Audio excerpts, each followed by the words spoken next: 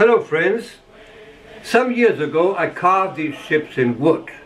These are similar to the ships my great-great-grandfathers were masters in the merchant service.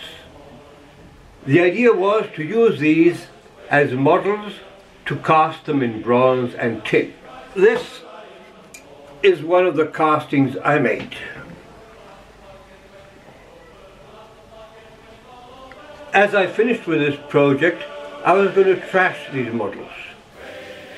But then I thought, maybe it's a good idea to paint them, and we'll have more colorful models than these made of metal. Additionally, as I had to cover the wood with grease and oils so that the silicone wouldn't stick on there, it still has some residues of oil and grease. One can feel it with one's fingers. The wood is oily. And it might be interesting to see if acrylic paints can adhere well on oily wood. And it might be interesting to find out if acrylic paints are capable of sticking well on the wood despite these residues. This one, I already painted it 5 months ago. And we can see that the paint is perfectly adhered there. It doesn't come off. It's in perfect conditions. I don't see anything wrong with this paint. In this video, I'm going to show you how to do this job. Paint on a bit of wood that is a bit greasy. And I'm going to show you what materials I used.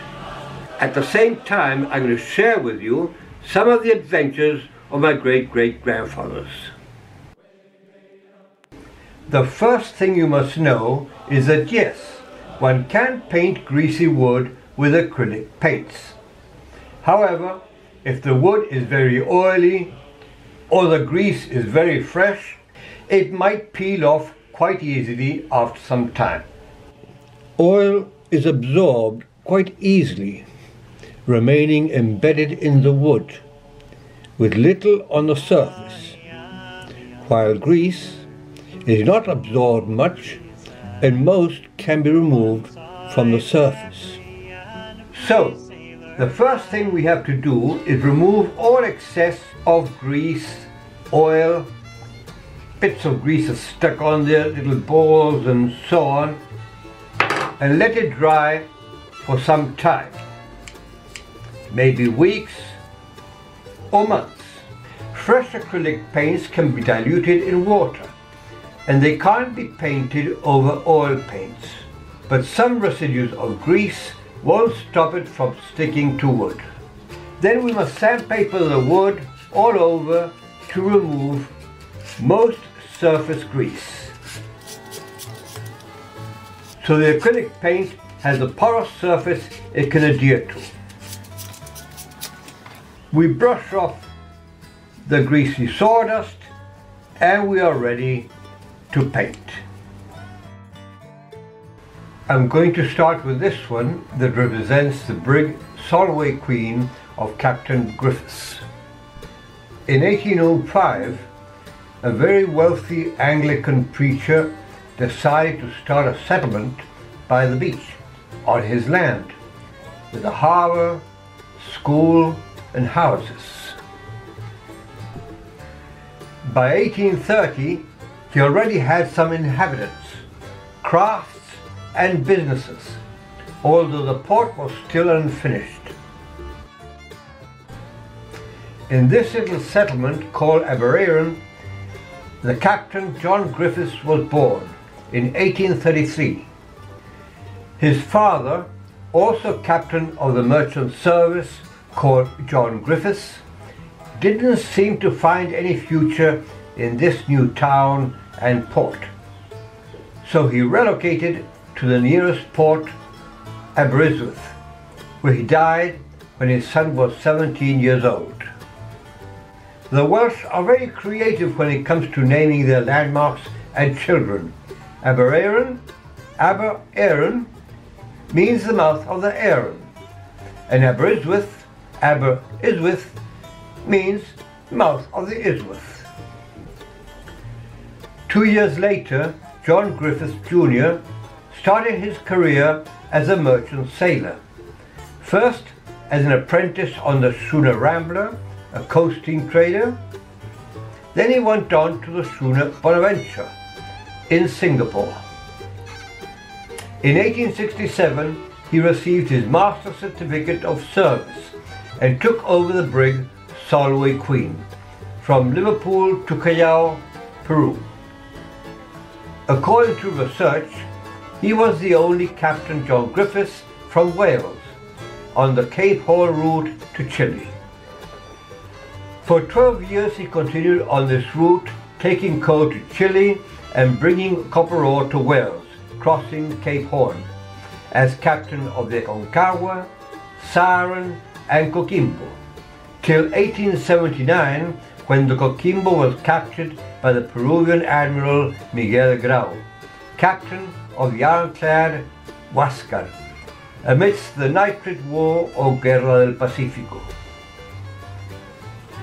According to records, on the 4th October 1879, Captain Griffiths was taken prisoner with 4 of his crew, who as merchant sailors were non-combatants. But for some reason, Admiral Grau decided to keep them on board the Huáscar instead of sending them to Peru. A few days later, the 8th of October, the Battle of Angamos broke out. Now, I won't give you the details of the battle. I'll only say it was a blood-filled battle for those on the Huáscar, which like a wounded wolf took wild blind thrusts while its crew was decimated. Just to illustrate the situation, the only thing left of Admiral Grau after the battle was a foot and some teeth stuck on the walls of his cabin. Considering the Admiral's character, known as someone of high morals, focused on honor, decency and humanity, most probably Captain Griffiths wasn't too far away from the Admiral's cabin and he ended up wounded. The battle didn't last more than 1 hour and a half due to the Chilean overwhelming superiority, and the few Peruvians still on their feet surrendered. As the Peruvians opened the valves of the Huáscar to sink it, the Chileans called engineers so they could save the ship. By chance, the chief engineer of the Blanco Encarada, sent to get the Huáscar floating, happened to be a cousin of Captain Griffiths and recognized him among the wounded, saving him from becoming a prisoner now of the Chileans. Captain John Griffiths died in Lota, Chile, 3 years later, at 49 years of age. Now, let's talk about the other great-great-great-great-grandfather. Captain Williams was born in Bermondsey in 1821, a district in London that was a suburb next to the Thames, where wealthy people lived, and had been founded after the Great Fire of London in 1666. Ongoing industrialization in London brought a serious decline to Bermondsey, especially along the riverside. With slums, illegal garbage dumps, and growing criminal activity. The area was described in Charles Dickens' Oliver Twist. The filth and foul smell, as described in some papers, might be the reason Captain Williams' family decided to move to the city of Swansea in Wales. I don't know if they travelled by land or sea, but I can assure they didn't fly. In 1837, young John Richard Williams enlisted as an apprentice in the merchant service, aged 16. 19 years later, he was awarded the Master's Certificate of Service and became captain of the bark Lady, docked in Naples, to start his voyages to Chile. The first decades of the 19th century saw a boom in the steel, copper and coal industries. But this bonanza was accompanied by a health crisis and an environmental breakdown, which brought consecutive epidemics between 1832 and 1866 of cholera, typhus and others. As the Industrial Revolution brought more inhabitants to the cities, life became more and more unhealthy. Poverty, unhealthiness, excessive taxes, and abusive working conditions were the causes of recurrent riots throughout the first half of the 19th century. And later came a fall in trade starting around 1870. I don't know if it was these bad life conditions and the social turmoil, or the promise of a better life and better opportunities, what made Captain Williams settle finally in Chile around 1876.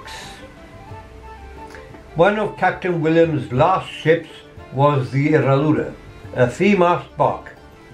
In 1880 this bark left Swansea towards Cape Horn and has not been seen since. The ship disappeared. Nobody ever knew what had happened. Most probably it sank with the rough seas of Cape Horn, taking all its passengers with it.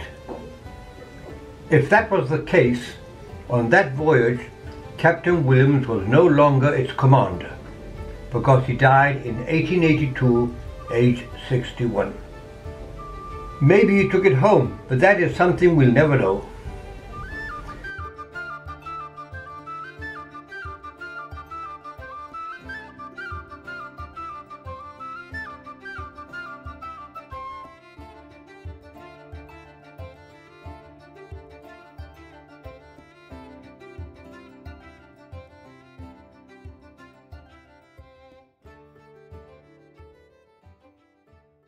Well, I'm finished. Now I only need to stick them on the frame, on the wood frame, and it's ready. What do you think? Was it worth it? Leave your comment below if you want. Well, I hope you liked this video, and if you did, please remember to give it a thumbs up, share it, subscribe, and thanks for watching. Bye bye.